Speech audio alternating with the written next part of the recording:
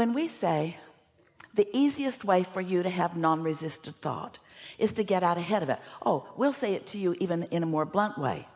The easiest way for you to have non-resistant thought is to hang out with a new person that you don't know.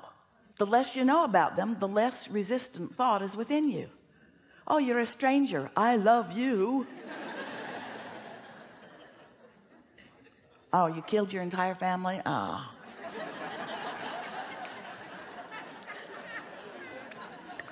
We're just playing with you a little bit here, but we want you to just for a moment try to feel the power of this non-resistant thought. So we've been saying recently, what you want to do is get out ahead of it. You want to get out ahead of your thoughts, and people want to get out ahead of it. They just don't know what that means.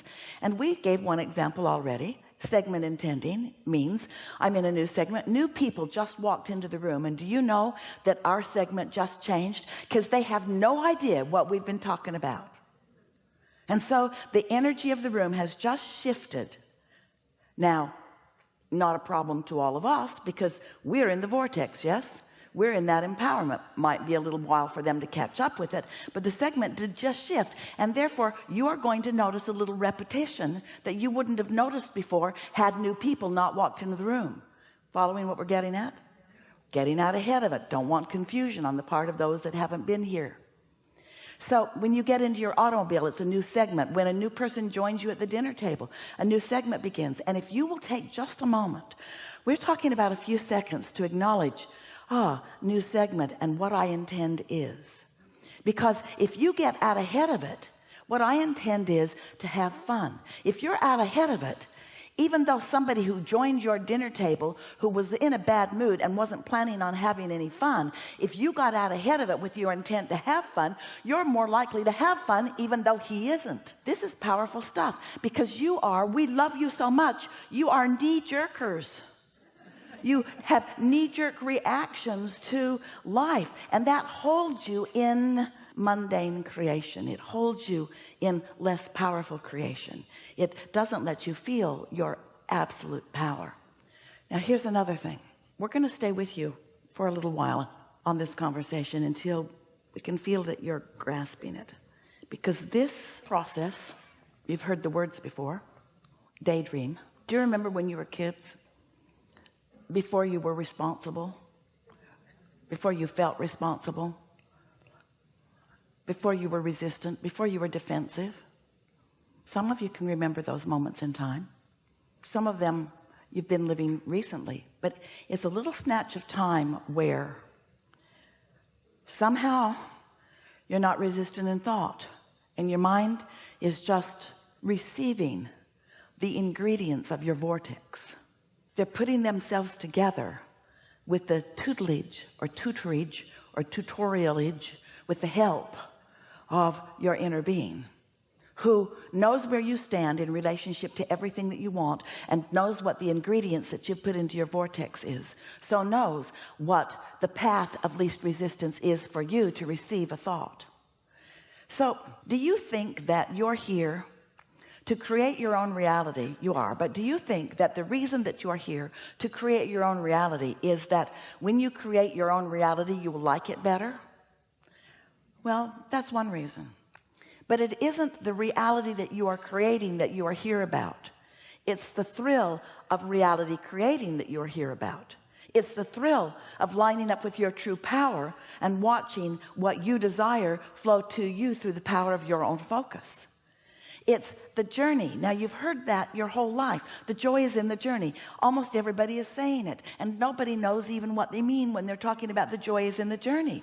But we want you to know that what we mean by the joy is in the journey is that you did a lot of the journey when you knew what you didn't want, and therefore knew what you did want. And you say, well, that was not all that joyful. And we say, well, it was to your inner being, because you were identifying who you are. When someone was rude, you said, I like nicer. When somebody was hateful, you want more love. When somebody is diminished in some way, you want upliftment. When someone is sick, you want well. When someone's confused, you want clarity. When it's you, even more. You've been isolating and identifying, and there is this extraordinary grouping of ingredients that are the making of an ecstatic life experience for you. But you got to find a way to be in the vibrational vicinity of it. Now, we've been telling you this story in lots of different ways. We've been saying to you, step one is you ask. That's the contrast part of it. Know what I don't want. Ask for what I do want, whether you put it in words or not. Step two is that's the source energy part of it. That's your inner being part of it. That's the vortex part of it. That's the gathering of the cooperative components part of it. Step two, when you ask, it is given. It's in vibrational form, and you say, I don't want it to be in vibrational form. I want it to be out where I can see it. I'd like to park it in my garage. I'd like to take it to my bed. I would like to go to the movies with it. I don't want this vibrational reality creation. And we say, but it is that way in the beginning. And so if you will accept that the ingredients are there and that you will be guided, you will be led, you'll be called, you are being guided, you are being led, you are being called to your path of least resistance. But what we're saying to you here today is you've got some whopping resistance going on, because you have played the objective game so much that you hardly ever put yourself in a position where you can receive an impulse that's on the path of least resistance and feel the empowerment of your inner being about it. So, as we're moving forward in this day, we'll play some of this with you if you want to. We want this to just not be something that sort of is intellectually satisfying, or even something that makes some sense to you if you've been studying the law of attraction. We want it to be something that feels real to you. We want it to be something that you say all day long, as Esther often does, ooh, I've got that magical thing going. Because if you take 10 seconds here and 10 seconds there and 10 seconds here to let yourself dream free, if you will allow yourself to just dream free. Esther's been playing this game. We'll tell you some of it. We'll tell you some of the amazing things that have been happening as a result of it. But here's one really extraordinary manifestation that came about as a result of Esther hearing what we're saying about daydream. And by daydream, we mean you're not asleep. By daydream, we mean you're awake. And by daydream, we mean it hasn't manifested yet. It's still a dream. And by daydream, we mean you're in your day, you're wide awake, but what's in your vortex, which you are still calling a dream, is visualized by you. It's felt by you. It's known by you. You know it even though it hasn't come out to play to you. These thoughts have not yet turned to things where you and everyone else can see them, but they are real and they are unfolding, and they will come out and play with you where you will see them. There's power in this. But if you daydream a little and then you kill it with reality, and then you daydream a little and then you kill it with reality, and you daydream a little and then you contradict it with some other fact, then you're going back and forth and back and forth and back and forth, and you're never allowing the true power of this to culminate into something that manifests. There are people in your world that are doing that. There are masters of science and masters of mathematics and masters of music and masters of all kinds of things. There are inventors of things. There are all kinds of people that have allowed these thoughts to turn to things in their mind, who have been willing to follow that non-resisted path, who have been willing, here it is, to pay the great big price of happiness. We know, we're being sarcastic, it's a lot to ask of you to want to feel good enough that you will isolate some thoughts and allow yourself to be that dreamer. So here we're just going to tell you one of the things that happened to Esther. And as we move forward, if there's time, and if we're not full of all what you are asking for, then we'll tell you what Esther's been doing. But we'd rather talk about what you are asking for. But there's so much good stuff going on. So Esther said, Abraham, what do you mean by a daydream? And we said, it's a thought that just occurs to you. And when it does, it's so delicious you don't want to take your attention from it. And when you allow yourself to just softly receive it, this is not a thought you think. This is a thought you receive. This is not you making something happen. This is not you setting goals. This is you receiving clues and ideas and impulses about the goals you've already set.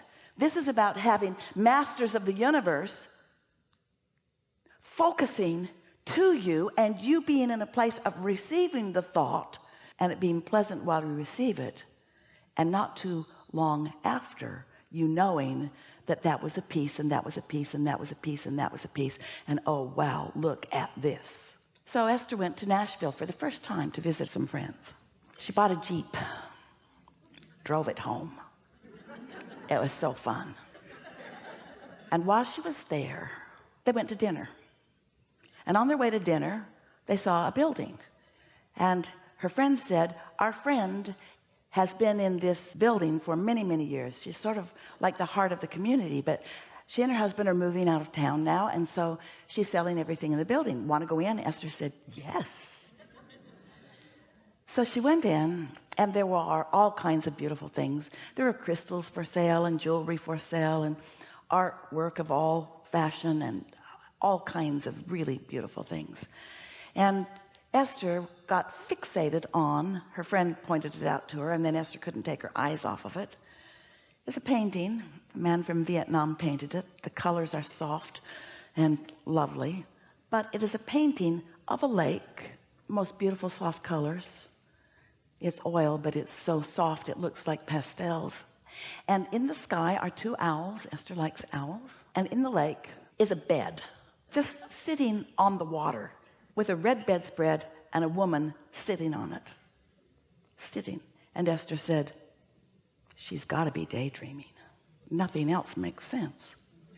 If she was dreaming, she'd be laying down. What's that bed doing on the lake anyway?